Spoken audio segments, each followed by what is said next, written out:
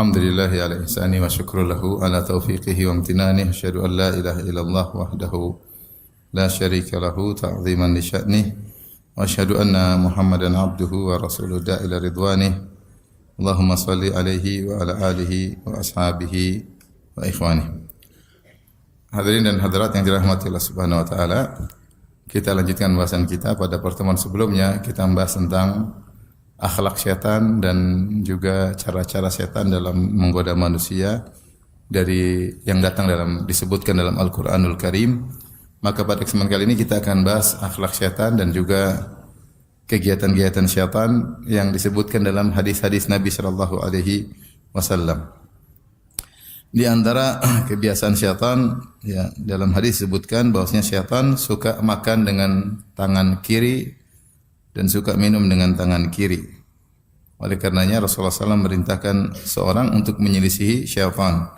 Kata Nabi SAW, "Idza akala ahadukum falyakul biyaminihi wa idza syariba falyashrab biyaminihi." Jika salah seorang dari kalian makan, makanlah dengan tangan kanannya.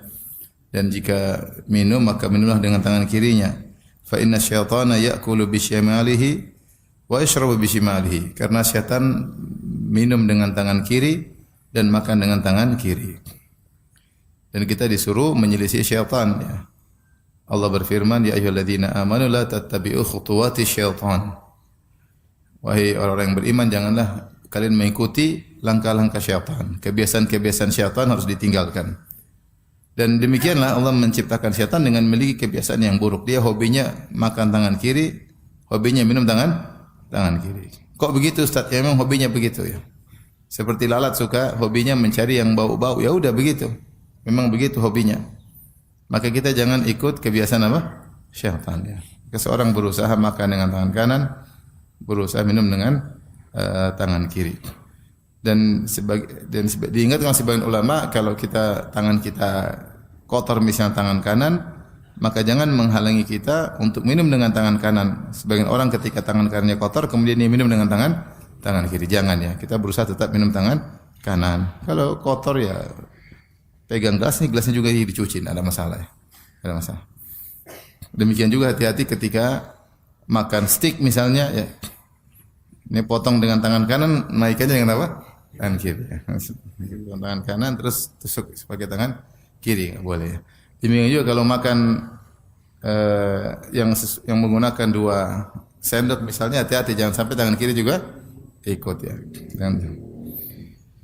Karena syaitan itu cara syaitan untuk makan.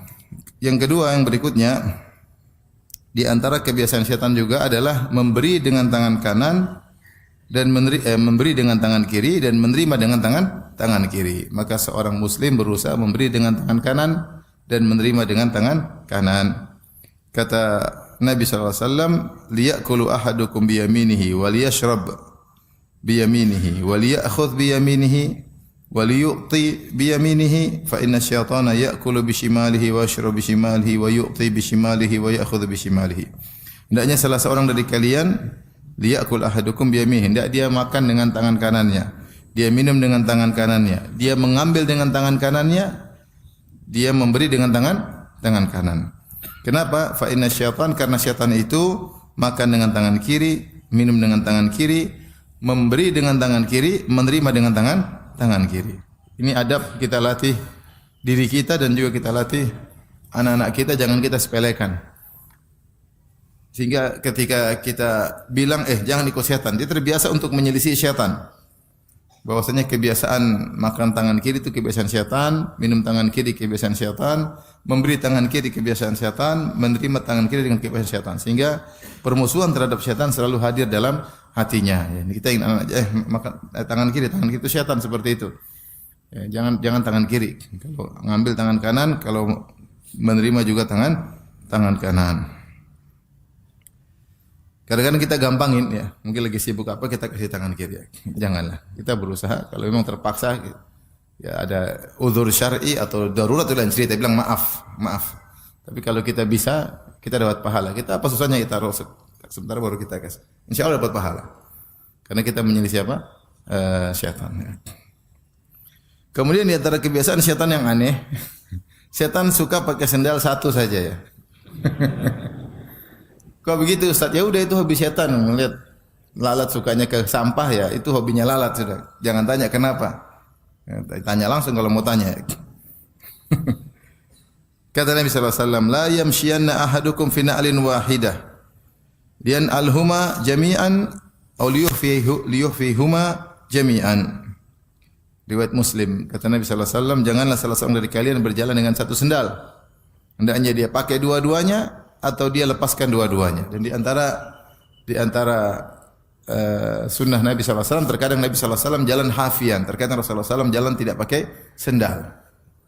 Untuk menunjukkan ketawaduan, tidak harus selalu necis, tidak harus selalu keren. Bahkan Rasulullah SAW mengatakan al-badadatu minal iman, kesederhanaan, ketidakrapian kadang-kadang bagian daripada iman. Jadi tidak selalu harus keren, harus necis, harus setrikanya licin, tidak harus begitu. Biasa saja. Agar kita tidak terlalu condong pada dunia, ya. Sebagian masyayikh kadang-kadang rapi, kadang-kadang dia kesal meraut, enggak ada masalah, ya. Tidak harus necis terus. Tidak harus keren terus, ya. Sekali-sekali tidak keren agar kita ini tidak selalu condong pada apa? Dunia, ya. Kalau terlalu keren, penampilan selalu perhatikan, ya. Biasa-biasa aja. Biasa-biasa aja, ya. Ya. Kalau enggak keren, enggak pede, akhirnya terbiasa dengan dunia dan terbiasa dengan penilaian apa? Penilaian netizen. Kata Rasulullah SAW, jangan pakai sendal satu, pakai dua-dua atau lepas dua-duanya. Dalam riwayat dari Tahawi dalam Mushkil Athar, kata Nabi SAW, inna syaitana yamshi fin na'lil wahidah. Karena syaitan itu jalan pakai satu sendal. Ya udah begitu, percaya aja. Syaitan sukanya pakai satu sendal. Kenapa? Ya begitu hobinya. Gitu hobinya. Adapun para ulama ketika membahas larangan memakai satu sendal aja, mereka menyebutkan beberapa sebab larangan. Pertama karena ini hobi setan, jadi jangan diikuti. Setan sukanya pakai sendal satu. Mungkin kalau setan punya toko sepatu jualnya satu-satu.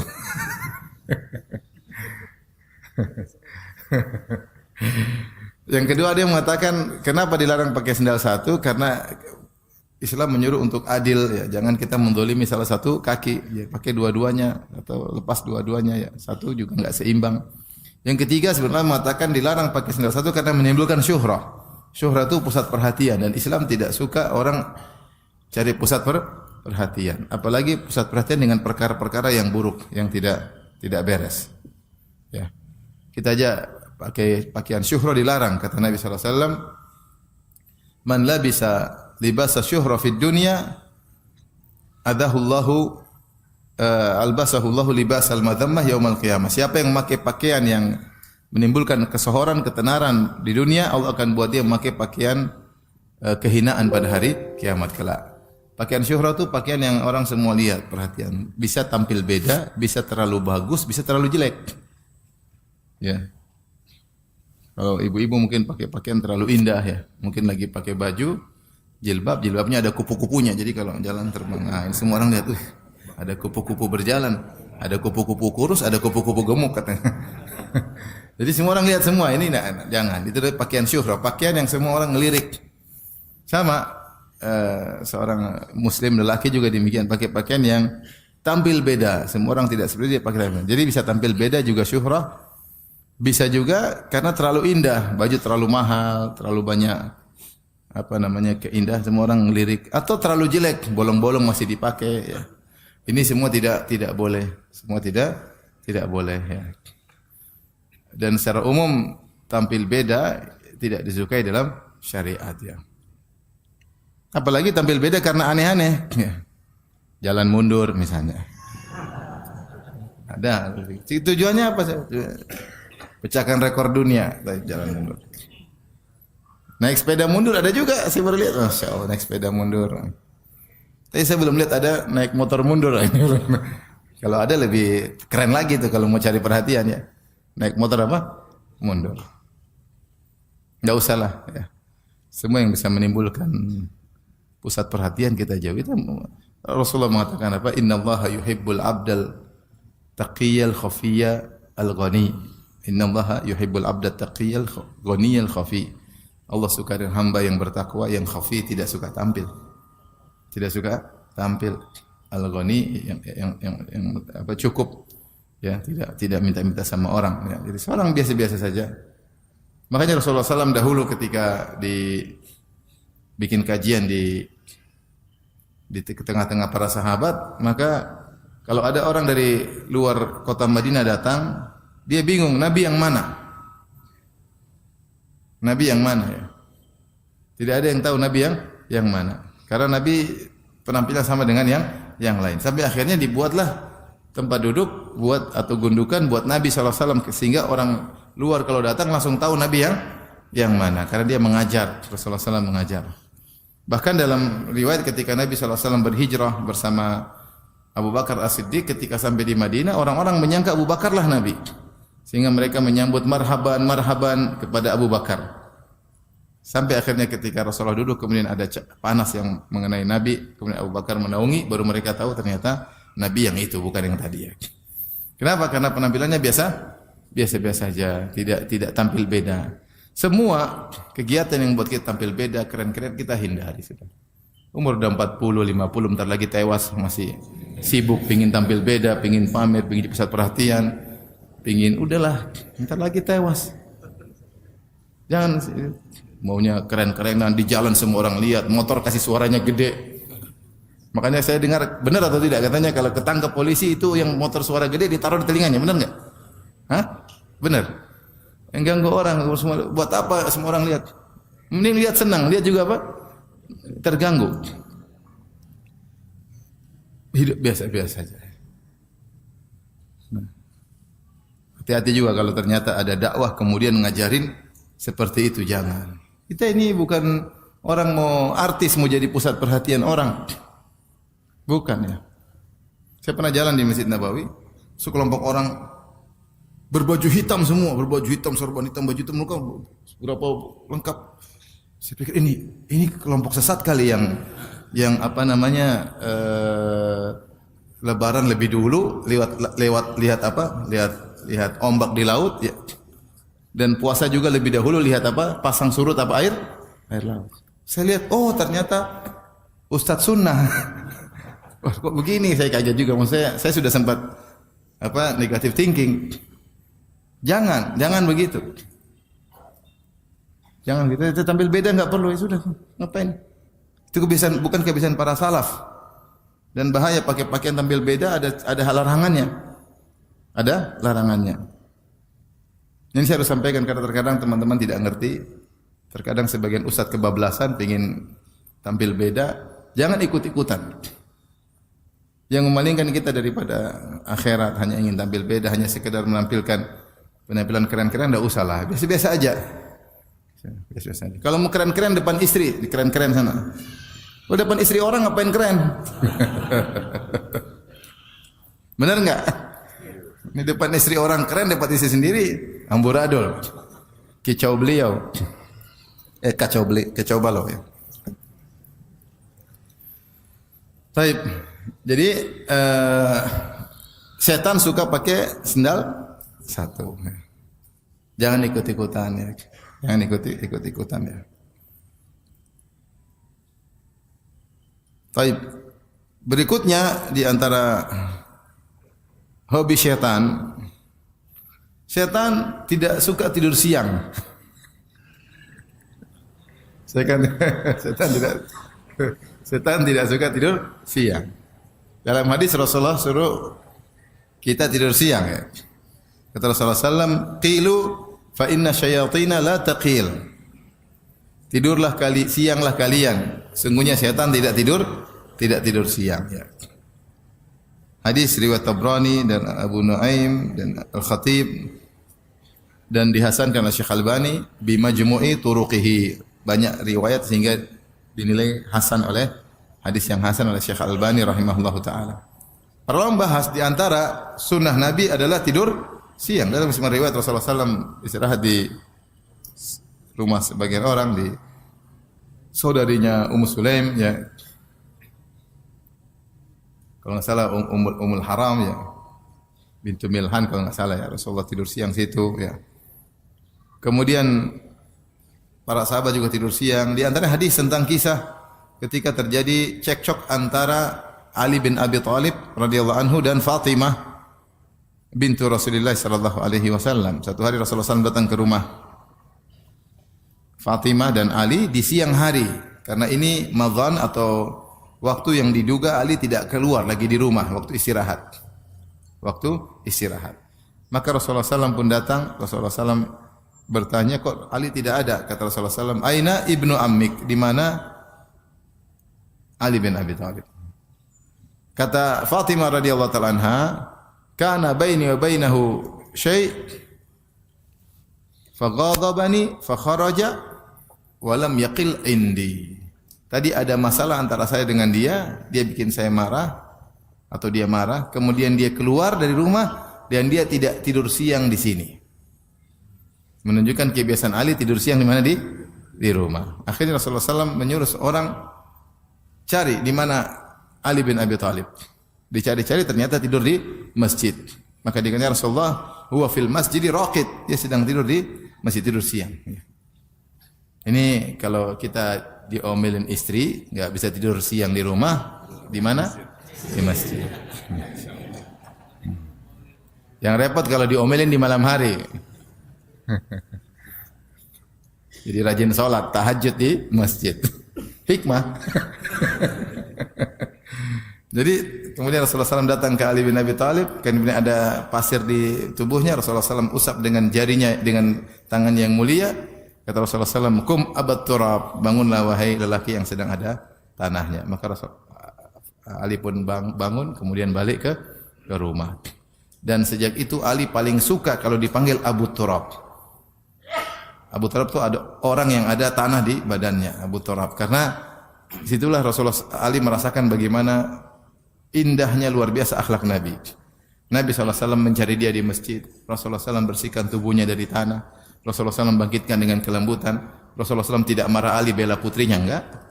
Rasulullah tidak kepo, tidak tanya-tanya. Pulang selesai. Ya, mertua yang luar biasa ya. Oleh karenanya Ali bin Abi Thalib bangga atau gembira kalau dipanggil dengan apa? Abu Turab. Karena kalimat Abu Turab ini mengingatkan kenangan yang indah luar biasa. Bagaimana akhlak Rasulullah sallallahu alaihi wasallam. Demikian dalam satu hadis juga sahabat berkata, "Kunna la nataqadda wa la naqil illa ba'dal jum'ah atau kama qala." Kami dahulu tidaklah makan siang dan tidak tidur siang kecuali setelah Jumat. Sehingga khilaf di kalangan para ulama, tidur siang kapan? Apakah setelah zuhur atau sebelum zuhur? Yang benar Allah alam bisawab, yang penting siang hari. Di siang hari, sebelum, setelah, orang punya kesibukan berbeda-beda. Jadi ini secara kesehatan luar biasa, punya efek yang luar biasa. Dengan tidur sebentar, 20 menit, setengah jam, maksimal 1 jam, enggak sampai 1 jam, punya kekuatan yang luar biasa. Jadi bisa optimal bekerja, ya. Tapi kalau diteruskan mesin jalan terus, ya lemes ya. Kalau istirahat sebentar, kemudian kerja lagi maka kuat, ya. Setan pengin kita lemes. Jangan tidur, jangan tidur. Ini oleh karenanya bahkan kalau kita lihat dari cerita-cerita tentang orang-orang tokoh-tokoh besar, mereka tidur ya.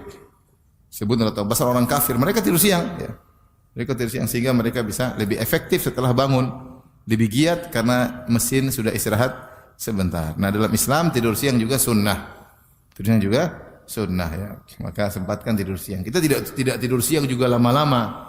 Sampai 2 jam, 3 jam. Kalau 2 jam, 3 jam tidur siang, malam pasti begadang. Tapi kalau tidur cuma setengah jam, 40 menit, setengah jam, malam udah ngantuk lagi dan bisa bangun lagi salat malam. Ya berusaha kita jalankan sunnah. Syaitan tidak tidur siang karena syaitan tidak mau off dalam menggoda manusia.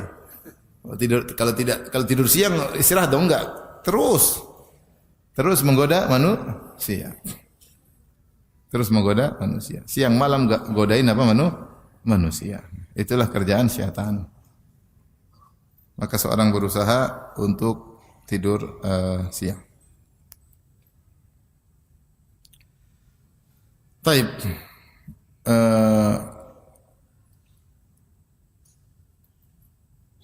Sebagaimana pernah kita sebutkan bahwa setan berusaha untuk ikut serta dalam segala kegiatan manusia. Bagaimana cara menggoda manusia dalam segala kegiatannya ya. Dalam segala kegiatannya. Dalam hadis Rasulullah SAW bersabda, "Inna syaitana yahduru ahadakum inda kulli syai'in min sya'nihi." Sungguhnya syaitan menghadiri salah seorang kalian dalam segala kegiatannya. Jadi syaitan selalu hadir. Bahkan kalau orang ini mau keluar rumah, syaitan sudah siap menanti untuk menggodanya. Inna syaitana qa'ada li bini Adam bituruqihi biatruqihi. Syaitan itu nongkrong di semua jalan yang ditempuh oleh anak Adam. Ya, dalam Al-Qur'an Allah mengatakan, "Tsumma la'atiyannahum min baini aydihim wa min khalfihim wa an aymanihim wa an syama'ilihim wa la tajidu aktsarahum syakirin." Ya Allah, benar-benar aku akan datangi anak-anak Adam dari depan aku goda, dari belakang aku goda, dari kanan aku goda, dari kiri aku goda. Jadi syaitan selalu menggoda. Saya sering sampaikan, kalau kita ini kan ada kegiatan, ada kerjaan, ya. Kerjaan di rumah, kerjaan di luar. Kalau syaitan enggak punya kerjaan kecuali menggoda.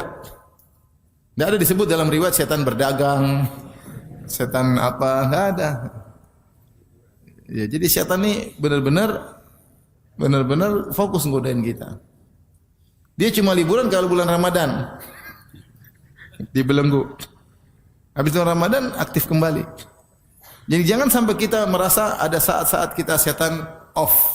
Dia aja enggak mau tidur siang nggodain kita. Enggak mau tidur siang. Kalau kita sudah mulai digoda-goda, ini setan menggoda ini. Bisik-bisikin, dibuat hasrat bergerak, ini setan udah. Bergejolak setan. Makanya Allah berfirman dalam surat Al-A'raf, "Innal ladzina taqaw idza massahum ta'ifum minasyaitani tadhakkaru fa idza hum mubsirun." Sungguhnya orang bertakwa jika dia merasa ada godaan setan, dia ingat, oh ini saya lagi tergoda ini. Buktinya saya dibuat mikir macam-macam. Buktinya syahwat saya mulai bergejolak. Ini ada peran setan di sini. Karena setan selalu hadir. Setan selalu hadir. Ya, setiap manusia mungkin punya potensi maksiat. Karena kemaksiatan bisa dari luar, bisa dari dalam, faktor internal, faktor eksternal. Ya. Tetapi dia bisa merasakan ini tidak biasa ini. Berarti ada setan yang menggoda. Maka segera dia ingat Allah Subhanahu wa taala. Maka setan ikut serta dalam segala kegiatan manusia. Tapi di antaranya saya bacakan di sini. Kata Nabi sallallahu alaihi wasallam, "Inna syaitana yahdhuru ahadakum inda kulli syai'in min sya'ni hatta yahdhurahu inda ta'amihi." Syaitan menghadiri kegiatan manusia, seluruh kegiatannya sampai ketika makan. Fa idza saqatat min ahadikum luqmatu falyumit makana biha min adha, thumma liyakulha wa la yadu ahli syaitan. Kalau ada makanan jatuh dan masih mungkin dibersihkan, maka bersihkan. Kemudian makan. Ya, dan jangan biarkan untuk syaitan. Ini isyarat bahwasanya syaitan makan makanan sisa. Terus yang buang-buang makanan, syaitan datang makan. Maka jangan dibuang, dibersihkan. Dan di antara tawadhu Nabi sallallahu alaihi wasallam disebut dalam hadis Rasulullah SAW jalan, tiba-tiba di tengah jalan Rasulullah SAW melihat ada korma. Rasulullah ambil, Rasulullah mau makan, tidak jadi. Rasulullah bersihkan, Rasulullah mau makan, Rasulullah SAW tidak jadi. Khawatir ini korma sedekah. Dan Rasulullah SAW dilarang makan apa? Harta sedekah. Rasulullah tidak menerima sedekah, Rasulullah SAW hanya menerima hadiah. Tapi Rasulullah SAW sudah bersihkan mau makan. Ustaz, kalau zaman sekarang gimana? Ya pokoknya kalau mungkin untuk dimakan, makan. Mungkin untuk dimakan, makan.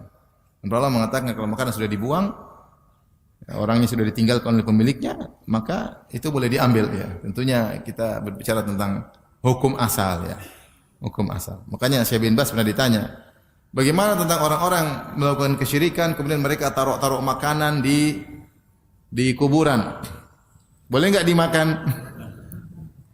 Maka jawabannya secara hukum fikih, kalau ternyata makanan tersebut berupa sembelihan maka tidak boleh, khawatir sembelihan kepada selain Allah Subhanahu wa taala. Tapi kalau buah, kue, maka boleh. Maka boleh. Tapi kita khawatir kalau kita makan, orangnya tambah syirik, habis. Habis. Dipikir wah dimakan sama wali ya. Ternyata ternyata wali-wali daya. Ternyata bukan wali. Ternyata kita yang makan ya. Ada kawan dulu tinggal di suatu kota, situ banyak orang penyembah berhala dan mereka sering kasih makanan Kadang-kadang mereka taruh uang. Teman saya bilang, saya dulu suka ngambil ini, Ustaz. Ngambil buah-buah, ngambil duit-duit. Cuma sekarang udah berubah. Mereka enggak taruh uang asli, sekarang uang mainan. Kalau dulu mereka taruh uang asli zaman-zaman dulu. Ya, sekarang dewanya bisa dikibulin juga, yang penting perwakilan. Baik, jadi seorang berusaha tidak buang-buang makanan. Dan di antara bentuk mensyukuri nikmat Allah adalah dimanfaatkan seoptimal mungkin. Ini bentuk bersyukur. Kita ngajarin istri kita, anak kita, ya, agar tidak mubazir. Beli secukupnya. Kalau enggak cukup, enggak habis ya disimpan kalau memang mungkin. Kalau memang sudah qadarullah enggak bisa lagi ya sudah, mau diapain. Tapi selama tidak dibuang-buang, selama masih bermanfaat jangan dibuang-buang. Karena kalau dibuang maka syaitan yang makan. Salah satu hobi syaitan adalah makan makanan sisa yang kotor yang dia suka. Kok begitu Ustaz? Sudah jangan tanya. Sama dengan lalat, kenapa suka sampah-sampah. Maka Rasulullah SAW jika datang jatuh satu makanan, maka kau bersihkan. Kemudian ini sunnah Nabi SAW. Ya beda kalau jatuh di sampah enggak, tapi kalau selama jatuh di lantai rumah kita, jangan terlalu pikiran macam-macam, udah bersihin aja enggak ada masalah. Beda kalau jatuh mungkin di luar kena kotoran atau apa yang lain. Tapi kalau di rumah, di lantai rumah kita, kita lagi di kamar jatuh, ambil aja. Jangan terlalu higienis, kata dokter. Kalau terlalu higienis dia enggak punya imun untuk apa? Terlalu higienis susah sendiri ya. Susah sendiri. Saya dulu punya kawan ada, higienis banget, dikit-dikit cuci tangan, mau makan cuci tangan, bisa cuci tangan, mau satu lagi cuci tangan, sakit ya. Terlalu apa? Higienis ya. Terlalu steril ya. Salah ya? Terlalu steril atau terlalu higienis? Sama ya, mirip ya. Ada dokter sini enggak enak. Taib. Bahkan Rasulullah SAW mengatakan, fa idza faragha fal ya'laq asabi'ahu. Kalau sudah selesai makan, hanya dia jilat jari-jarinya. Kenapa? Fa innahu la yadri fi ayyi ta'amihi takunul barakah. Dia tidak tahu keberkahan di mana. Jadi kalau kita makan nasi satu piring, ada berkah di antara makanan tersebut. Entah di awal kita makan, entah di pinggir, entah di tengah, entah di akhir. Maka untuk memastikan kita makan tersebut berkah, kita pasti masuk dalam tubuh, maka makan semuanya. Oleh karena kita harus mengambil secukupnya dan kita makan semua. Bahkan kata Nabi kalau ada tersisa sini dijilat. Ya. Pertama di antara hikmahnya, siapa tahu yang tersisa di jari itulah yang berkah. Apa fungsinya? Kalau kita makan berkah berarti tambah iman. Kita semangat beribadah, tidak malas, jauh dari maksiat karena kita makan makanan yang berkah. Semua aktivitas kita kan dari sumber energi. Kalau energinya berkah, insyaallah lebih berkah kehidupan kita. Maka jangan buang. Maka Rasulullah suruh makan dari sisa. Bahkan di jari dijilat ya. Yang kedua sebagai bentuk penghormatan terhadap nikmat Allah, kita tidak buang-buang ya. Kalau berlebihan kasih tetangga, kasih orang, banyak orang sekarang susah. Saya tahu di satu kampung sampai orang ngutang, bukan di sini tapi di kampung lain tahu orang ngutang sampai untuk beli beras. Di luar sana masih banyak orang susah. Ada yang sehari makan cuma sekali. Ini ada di tanah air kita. Kasihan. Kita makan dibuang-buang berasnya, enggak, jangan. Kita makan secukupnya, kalau enggak kasih orang, ya. Kasih orang, masih banyak yang masih bisa memanfaatkan. Jadi ini dalil bahwasanya kalau makanan terbuang sisa-sisa dia akan dimakan oleh syaitan ya. Yang ajarin sama jangan sisa, nanti dimakan syaitan, habisin. Kalau enggak makannya lain kali. Enggak bisa, mami sudah kenyang sekali, udah mami yang makan kalau gitu. Kalau enggak lain kali kamu jangan ambil apa? Banyak-banyak, secukupnya. Kita ajarin. Sehingga selalu anak-anak itu tahu tentang permusuhan dengan syaitan. Kemudian juga dalam hadis syaitan ingin ikut tidur di rumah orang, makan di rumah orang.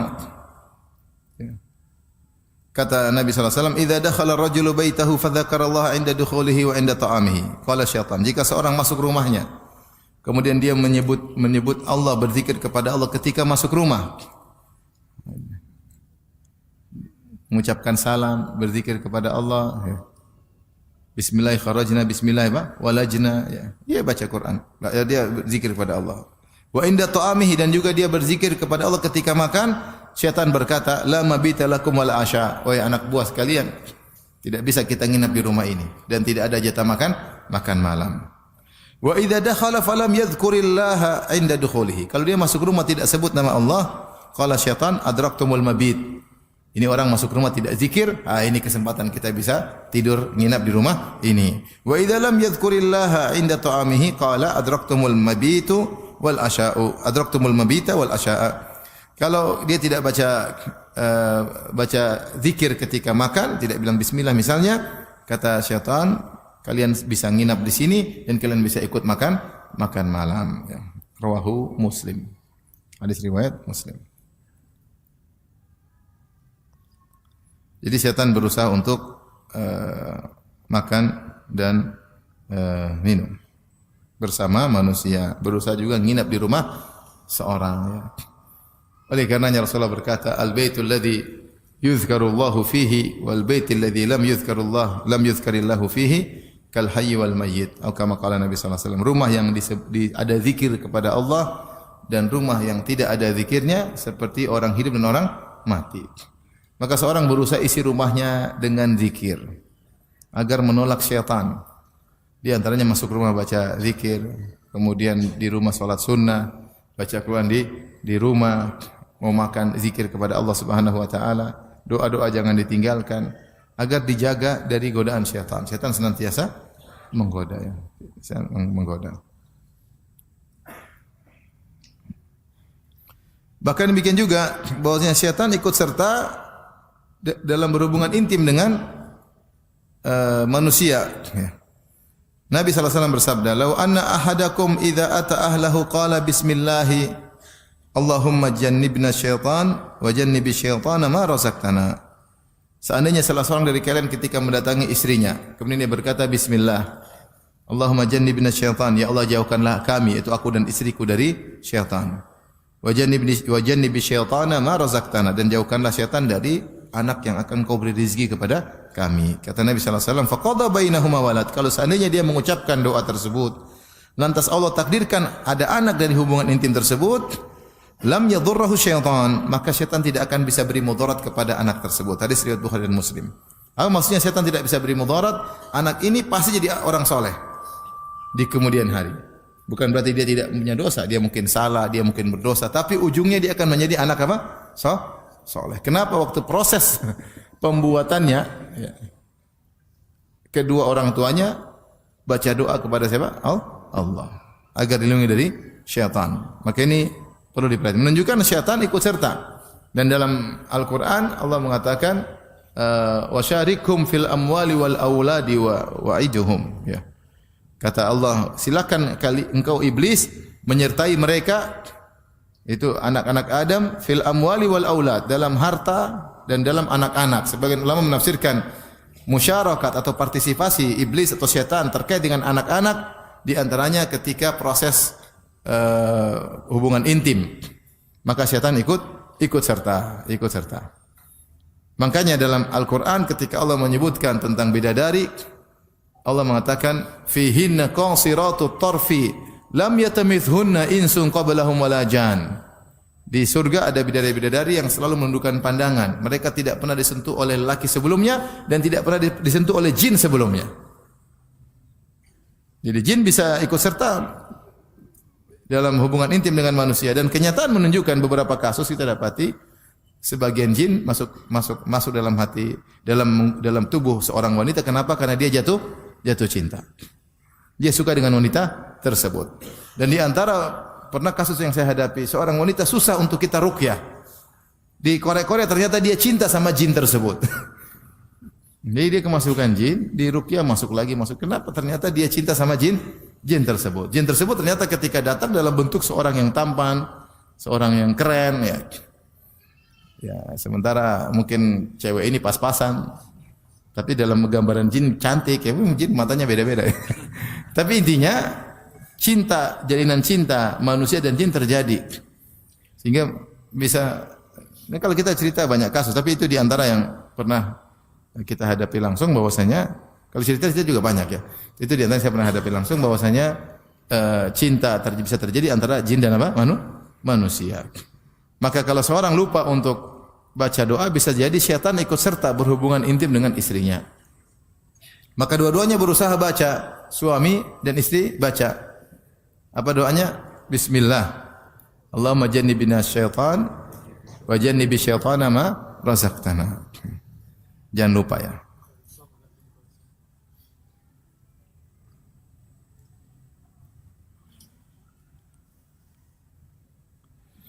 Kemudian di antara kebiasaan syaitan ya ingin manusia marah ya. Syaitan menggambarkan, membisikkan kepada manusia sehingga akhirnya dia emosi ya. Karena syaitan suka manusia emosi. Kalau manusia sudah emosi, dia akan melakukan hal-hal yang buruk yang tidak bisa dia kontrol.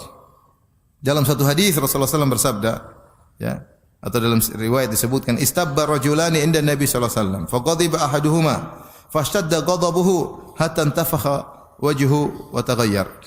Dua orang saling caci memaki di sisi Nabi sallallahu alaihi wasallam, maka salah satunya marah sampai marahnya parah, sampai wajahnya kemudian berubah ya, saking marah emosi. Maka Rasulullah SAW berkata, inni la a'lamu kalimatan law qalaha la dhahaba anhu alladhi yajid. Sungguhnya saya tahu satu zikir atau kalimat yang seandainya dia diucapkan olehnya maka akan hilang kemarahannya. Lau qala a'udzu billahi minasyaitonir rajim. Dia berkata a'udzu billahi minasyaitonir rajim. Menunjukkan bahwasanya kemarahan itu dari apa? Dari syaitan. Dari syaitan. Akhirnya ada satu orang yang menyampaikan kepada orang yang sedang marah tadi. Dia berkata ta'awudz billahi minasyaiton. Wahai fulan, kau sedang marah, mintalah perlindungan dari syaitan. Dia tambah marah lagi. Ya. Atarabi ba'san abanyurun ana idhab. Emang saya kenapa? Emang saya sakit? Emang saya gila? Sana pergi. Ternyata dia tidak mau berdoa untuk berlindung dari syaitan. Syaitan masih menguasainya. Jadi kalau kita marah, yakinlah syaitan sedang membisik-bisikan, mengompor-ngompori kita, memprovokasi kita, maka kita jangan dikuasai oleh syaitan. Ya. Jangan emosi, sabar. Kalaupun kita ngambil keputusan, jangan emosi. Dipikirkan dengan tenang, bukan atas dasar emosi. Karena kalau sudah emosi, banyak akan menimbulkan penyesalan. Makanya Rasulullah mengatakan, la taqdab, jangan marah. Sahabat yang dinasihati begitu, dia mengatakan, fakartu hina qala li ma qala, fawajadtu anna al-ghadab jima'us syarri kulli. Aku merenungkan nasihat Nabi yang bilang jangan marah, jangan berulang-ulang. Aku renungkan ternyata segala sebab kerusakan adalah kemarahan.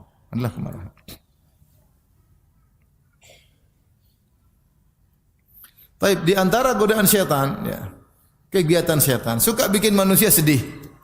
Satu bikin suka manusia marah. Di antara suka bikin manusia sedih. Seperti dalam Al-Qur'an Allah sudah sebutkan, innaman najwa minasyaitani liyahzuna alladziina amanu. Sungguhnya bisik-bisik dari syaitan untuk membuat orang-orang beriman sedih. Datang seorang Arab Badui kepada Nabi sallallahu alaihi wasallam. Dia berkata, "Ya Rasulullah, ra'aitu fil manami ka'anna ra'si dhurib fatadahraj." Ya, sungguhnya saya mimpi, dalam mimpiku kepalaku dipukul lepas dari kemudian jatuh kalau menggelinding, jatuh menggelinding. Maka Rasulullah SAW berkata kepada Arab Badui tersebut, la tuhadditsun nas bitala'ubi syaitani bika fi manamika. Jangan kau ceritakan kepada orang tentang permainan syaitan terhadapmu dalam mimpimu. Ya. Jadi syaitan kalau tidak bisa goda orang ketika dia dalam kondisi sadar, digoda dalam kondisi sedang tidur dengan berbagai macam godaan. Dibuat sedih. Sebagian orang dibuat ingat dengan maksiat-maksiat masa lalu.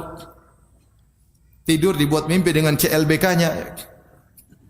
Lagi ngomel-ngomel sama pasangannya, tidur tahu-tahu mimpi indah, ketemu dengan pacar lama. Siapa yang kasih mimpi? Syaitan. Dibuat sedih, dibuat takut, dibuat khawatir. Syaitan punya peran. Syaitan bisa masuk dalam alam mimpi, kemudian memberi rasa takut kepada manusia, dibuat sedih. Maka Rasulullah mengatakan, jangan kau ceritakan kepada manusia tentang godaan syaitan bermain-main, mempermainkan engkau. Jangan kau ceritakan kepada manusia di mana syaitan bermainkan engkau dalam mimpimu.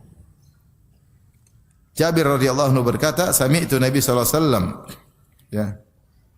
Aku mendengar Rasulullah sallallahu bersabda, la yuhadditsanna ahadukum bitala'ubi syaitan bihi fi manamihi. Janganlah sesekali seorang dari kalian bercerita kepada orang-orang tentang bagaimana dia dipermainkan oleh syaitan dalam mimpinya. Di antara godaan syaitan adalah membuat orang suudzon, ya. Seperti dalam hadis yang masyhur ketika Nabi SAW sedang iktikaf, kemudian datang istrinya Sofia bintu Huyai, Rasulullah ngobrol, setelah itu Rasulullah SAW antar istrinya untuk pulang ke rumah.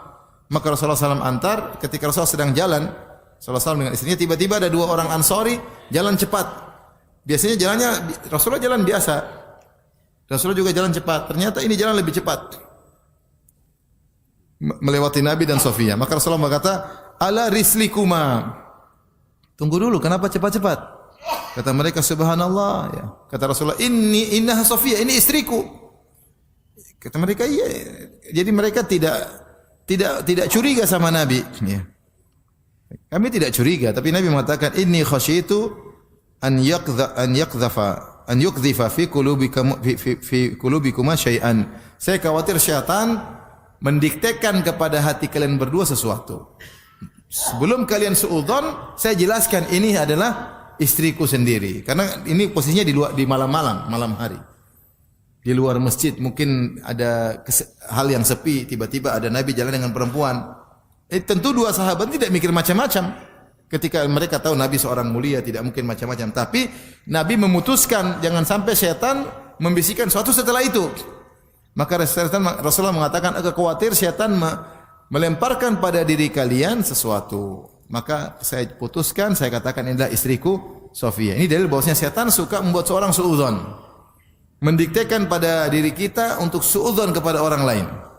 Dan itu banyak, rumah tangga hancur, pekerjaan hancur, persahabatan hancur gara-gara suudzon. Yang diktekan siapa? Setan. Itu cara setan menggoda. Maka hati-hati, seorang hukum asalnya dia tidak boleh suudzon. Hukum asal kita harus husnudzon kepada saudara kita sampai ada dalil indikator yang kuat yang mengeluarkan dari hukum asal sehingga membuat kita suudzon. Kalau kita tidak bisa hilang suudzon tersebut, tabayun, tanya. Kalau kita tidak bisa hilang suudzon tersebut, tabayun agar jelas memang dia begitu atau tidak. Tapi di antara syaitan menggoda adalah ketika seorang lelaki berkhalwat dengan wanita. Kata Rasulullah sallallahu la yakhluwanna rajulu bimra'atin illa kana syaitanu thalithahuma. Tidaklah seorang laki berduaan dengan seorang wanita kecuali syaitan hadir. Apa tujuan syaitan hadir? Untuk membuat syahwatnya bergejolak, untuk menggambarkan hal-hal yang indah dalam maksiat. Sebagaimana syaitan telah bersumpah, la uzayyinanna lahum fil ardi, sungguh aku benar-benar akan menghiasi maksiat bagi mereka di atas muka bumi. Maka seorang menghindar jangan sampai berdua-duaan dengan wanita yang bukan mahram. Sampai para ulama bahas, kalau ada kita masuk ke musalla, ada laki-laki jadi imam, kemudian kita perempuan jadi makmum, kalau ini bukan mahram jangan ini termasuk khalwat. Imamnya laki, perempuannya satu. Habis assalamualaikum, kaif halu ukhti ya.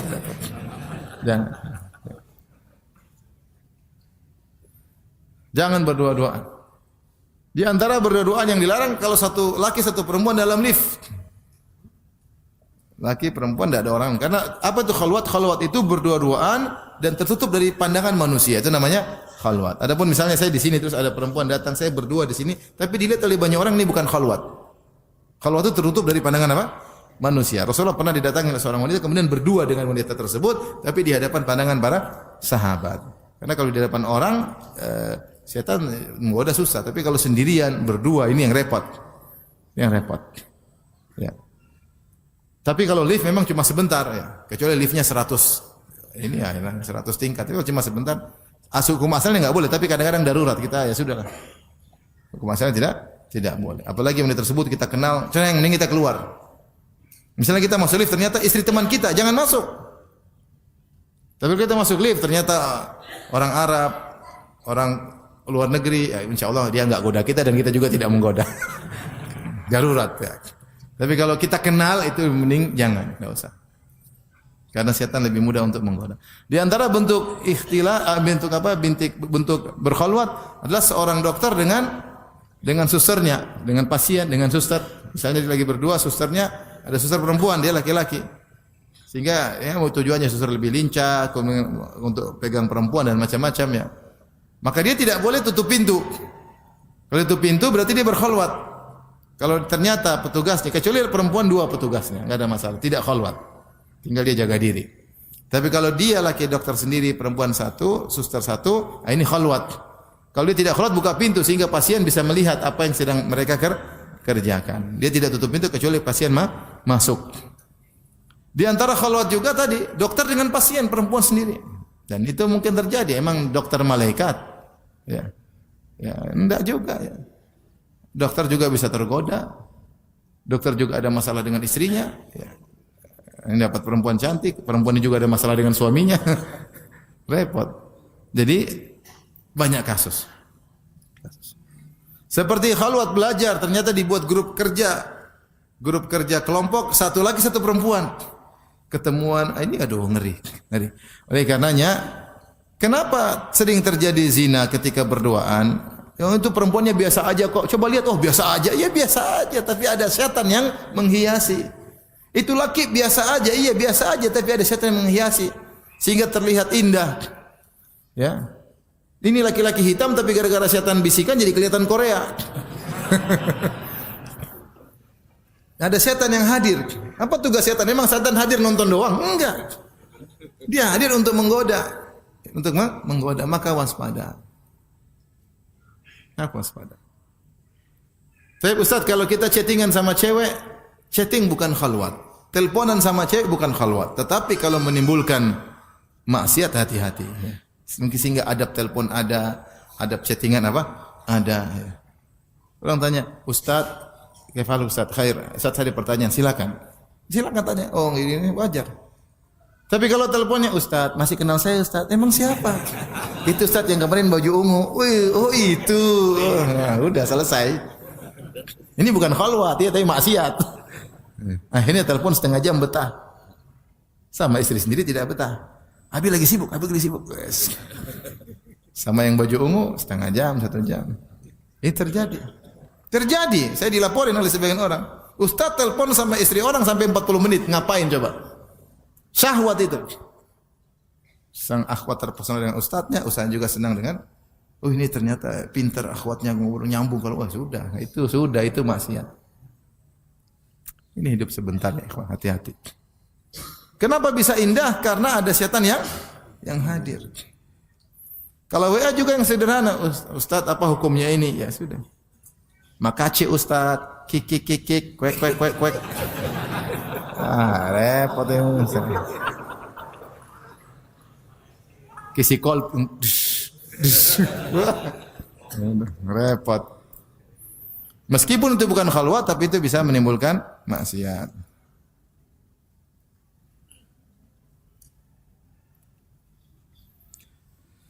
Tapi berikutnya, saya lupa tadi terkait mimpi. Mimpi benar, mimpi terkadang isyarat. Mimpi itu kan ada, Nabi sebut ada 3. Dari Allah sebagai isyarat yang bisa kita tafsirkan. Yang kedua dari gangguan syaitan, tadi Nabi juga sebut. Yang ketiga, dari sering diomongin jadi kebawa mimpi. Siang-siang ngomong, saya mau poligami. Terus tidur, poligami. Wah, kayaknya petunjuk dari Allah. Enggak. Ente itu apa namanya? Itu ngobrol siang hari, malam ke bawah ya. Itu namanya ke bawah ya. Ada cerita lucu, saya diceritain Allah benar atau tidak ceritain ya. Katanya ada yang mimpi poligami. Sedih bangun dia senyum-senyum. Istrinya tanya, "Kamu kenapa senyum-senyum?" Enggak. Kenapa senyum-senyum? Enggak. Kenapa? Enggak. Tadi Abi mimpi poligami. Kamu tidur lagi ceraikan tuh perempuan katanya. Baik, kita lanjutkan. Di antara godaan syaitan adalah berusaha merusak ibadah seseorang. Ini di antara tujuan utama syaitan. Merusak ibadah seseorang dengan berbagai macam cara. Di antaranya setan pernah lakukan kepada Nabi. Dalam hadis Rasulullah bersabda, "Inna syaitana arada li fashadda alayya liyaqta'a as-salata alayya." Setan lewat depanku kemudian dia menggangguku, ingin memutuskan salatku. Fa amkanani Allahu minhu, Allah buat aku bisa menangkapnya. Ya. Sampai Rasulullah mengatakan, hampir-hampir aku ikat dia di tiang-tiang masjid, tetapi aku ingat doa Nabi Sulaiman, wa habli mulkan la yanbaghi li ahadin ba'di. Ya Allah, anugerahkanlah kepada kerajaan yang tidak boleh seorang mendapati model kerajaan seperti itu setelahku. Di antara kerajaan kekuasaan Nabi Sulaiman adalah menguasai apa? Jin-jin. Maka Nabi dilarang menguasai jin. Karena kalau Nabi tangkap jin tersebut, Nabi ikat, berarti Nabi menguasainya. Dan ini hanya berlaku untuk siapa? Nabi Sulaiman. Tapi maksud saya setan ini berusaha mengganggu salat Nabi sallallahu alaihi wasallam. Dalam hadis juga Utsman bin Abil As radhiyallahu anhu datang digoda dalam salatnya, maka datang kepada Nabi sallallahu alaihi wasallam berkata, "Ya Rasulullah, inna syaitana qad hala baini wa baina salati wa qiraati yulabbisuha alayya." Ya Rasulullah, syaitan menggangguku dalam salatku. Bacaanku jadi kacau, enggak teratur. Mungkin hafalan jadi kacau, baca ini nyambung ke sana, nyambung ke situ, surat ini kecampur surat yang lain. Maka Rasulullah SAW berkata, "Dzaka syaitanun yuqalu khanzab," atau khinzib, itu syaitan namanya khanzab. Fa idza ahsastahu fata'awadz billahi minhu. Jika kau merasakan kau sedang digoda syaitan, maka berlindunglah, bina'udzubillahi minasyaitonir rajim. Watful ala yasarika thalathan, dan buanglah ludah begitu 3 kali sebelah kiri. Ya, ada apa sedikit ya. Itu ada pernah bahasa Indonesia apa namanya? Bukan ludah kan ludahnya keluar, cuma gitu. Kenapa bahasa Indonesianya apa itu? Hah? Kalau ludah kan ada apa? Ludahnya. Enggak, cuma gitu aja. Ya. Maka beliau berkata, "Fa fa'altu dzalika fa adzhaballahu anni." Aku melakukannya maka Allah hilangkan. Aku salat jadi khusyuk lagi. Jadi syaitan menggoda.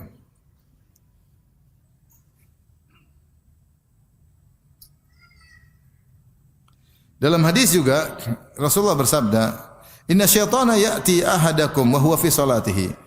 Syaitan datang kepada seorang sementara dia sedang salat. Fa ya'khudhu sya'ratan min duburihi fayamuddaha fayara annahu qad ahdatha. Maka syaitan datang, syaitan ambil rambut sekitar duburnya, syaitan tarik-tarik rambutnya sehingga dia merasa bahwasanya dia sudah buang angin. Kata Nabi, "Fala yansarif hatta yasma' sautan aw yajid riha." Jangan dia berpaling, jangan dia batalkan salatnya sampai dia mendengar suara atau dia mencium aroma. Ternyata kita merasa buang angin, ternyata godaan apa? Syaitan. Kecuali kalau ada suara, berarti bukan syaitan, memang serius. Tapi kalau enggak ada suara, ini syaitan yang bikin, seakan-akan ada angin. Dalam riwayat bahkan tiupan.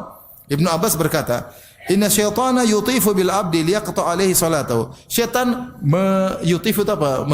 Mengitari, muter-muter orang sedang salat. Jadi syaitan bukan tungguin antum, dia muter-muter cari celah gimana goda orang ini. Ini sedang salat nih. Begitu salat langsung dia goda.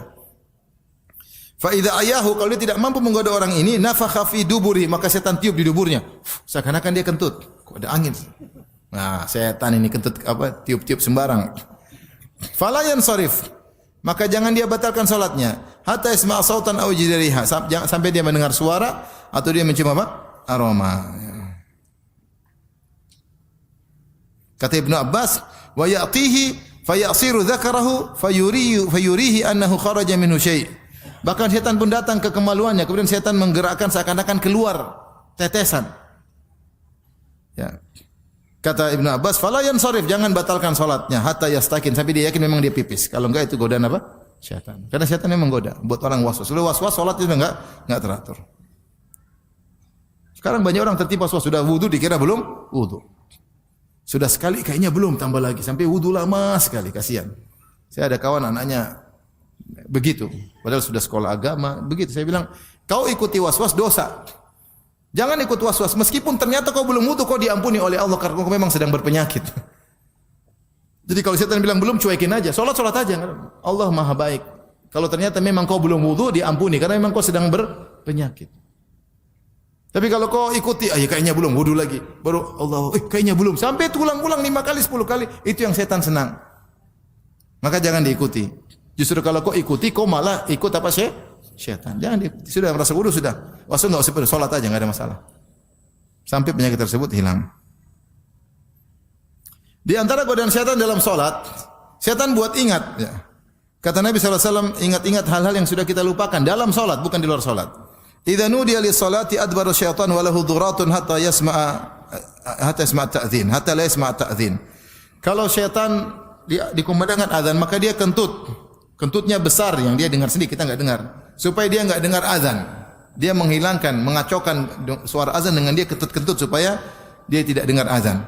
Fa idza qudiya nida, kalau sudah selesai adzan, aqbala hatta idza thawwaba bis salati atau thuwiba bis salati adbar.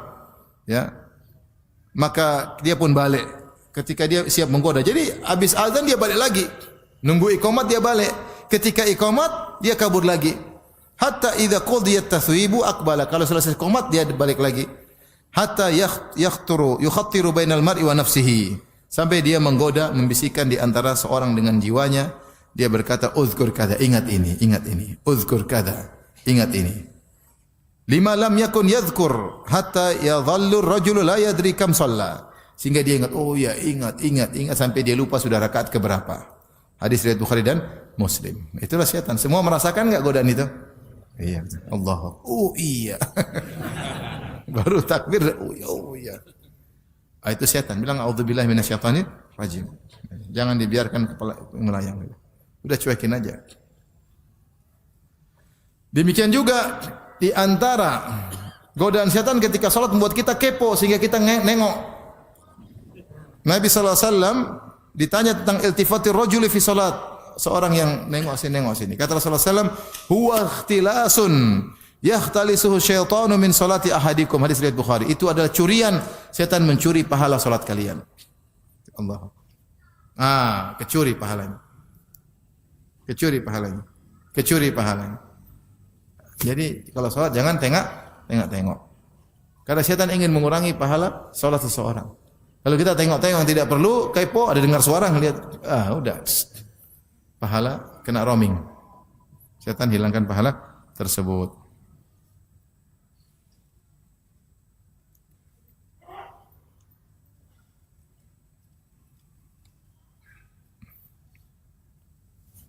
Di antaranya syaitan menimpakan sebagian dengan ain. Ain bisa jadi dari manusia, bisa juga dari apa? Syaitan, dengan bantuan syaitan. Nabi SAW melihat di rumah Ummu Salamah jariyah fi wajhiha safa, yaitu seorang wanita wajahnya ada masalah, mungkin ada penyakit. Kata Rasulullah, istarqulaha fa inna biha nadhrah, hadis riwayat Bukhari. Carilah orang untuk meruqyah budak wanita ini. Sungguhnya dia kena ain.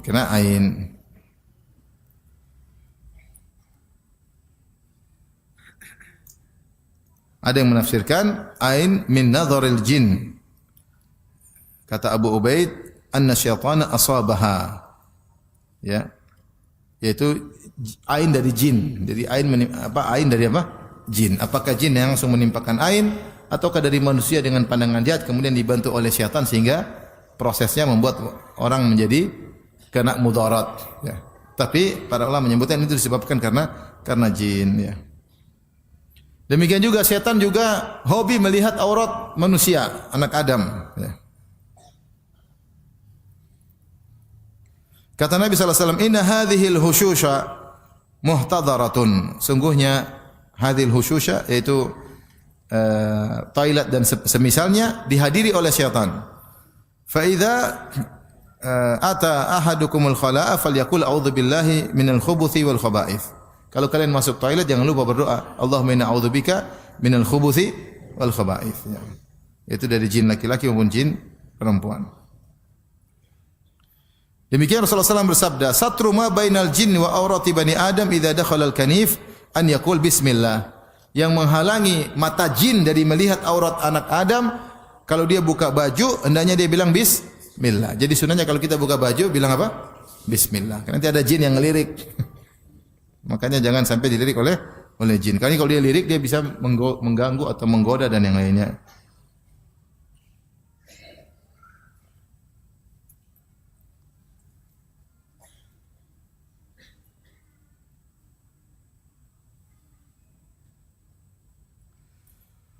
Taib, yang terakhir mungkin saya ingatkan bahwasanya di antara propaganda setan yang terbesar adalah memisahkan seorang suami dari apa? Istrinya. Dalam hadis Rasulullah bersabda, "Inna iblis wada'a arsyahu 'alal ma' thumma ba'atha sarayahu." Sungguhnya iblis meletakkan singgasananya di atas air, entah di mana. Air di mana, di lautan mana, di samudera mana. Pokoknya dia punya singgasana. Tsumma ba'atha sarayahu, kemudian dia utus anak buahnya. Fa adnahum minhum manzila a'dhamuhum fitnah. Maka anak buahnya yang paling dekat dengan dia, yang pangkatnya paling jenderal adalah yang paling besar fitnahnya. Setelah mereka menggoda, mereka lapor. Fayaji ahaduhum, maka salah seorang, bukan salah satu setan datang lapor. Ya iblis, saya sudah begini. Kata iblis, ma fa'alta syai'an, kau belum melakukan apa-apa. Ya. Satu lagi lapor, belum, kata iblis, belum. Sampai ada satu datang mengatakan, la azalu birrajul hatta farraqtu bainahu wa baina imra'atihi. Saya senantiasa menggoda laki tersebut sampai saya pisahkan antara dia dengan apa? Istrinya, digoda. Kata iblis, nikma anta, ente setan top, kata iblis. Faqarrabahu, maka setan mulai sini duduk samping saya. Diagungkan oleh setan karena berhasil memisahkan seorang laki dari istrinya. Entah yang digoda laki, entah digoda wanita. Ini harus jadi pelajaran bagi kita ya. Setan menggoda. Makanya di antara tujuan dukun sihir adalah memisahkan suami dan istri. Yufarriquna bihi bainal mar'i wa zawjihi. Dalam Al-Qur'an dalam surat Al-Baqarah kata Allah Subhanahu wa taala, dengan sihir tersebut mereka memisahkan antara suami dengan apa? Istrinya. Jadi di antara tugas utama setan memisahkan suami dan istri. Kita hidup di zaman yang banyak godaan-godaan yang membuat buyar rumah tangga. Dengan sihir, dengan selain sihir, dengan tontonan, dengan pergaulan, dengan chattingan ya. Kemarahan, ketidakpuasan, banyak hal. Maka seorang berusaha mempertahankan rumah tangganya semaksimal mungkin. Kecuali memang kondisi tidak memungkinkan, karena itu salah satu tujuan iblis, tujuan syaitan. Kalau memang kondisi tidak mungkin, tidak mengapa seorang berpisah dari keluarganya. Tapi kalau masih memungkinkan dipertahankan, maka berusaha mempertahankan. Ya. Cross check yang salah dia atau pasangannya. Kalau dia salah, dia perbaiki diri. Kalau pasangannya yang salah, dia nasihati. Karena kalau dia berpisah, maka telah menguntungkan dan menyenangkan apa? Syaitan. Demikian juga ikhwan dan akhwat. Jangan jadi anak buah syaitan memprovokasi untuk cerai. Jangan. Ikhwan, jangan udah ceraiin aja istrimu, ceraiin aja, masih banyak bunga-bunga di Bekasi, masih banyak bertebaran. Udah tua aja, ceraiin aja. Akhirnya diceraikan. Ini luar biasa. Ini takhbib, memisahkan suami dengan apa? Istri. Hati-hati. Laki-laki tidak boleh gitu. Atau laki-laki suka sama istrinya, goda ya, suami memang begitu. Dia goda-godanya, curhat sama dia, akhirnya pisah dari suaminya. Apa namanya kalau perebut istri orang?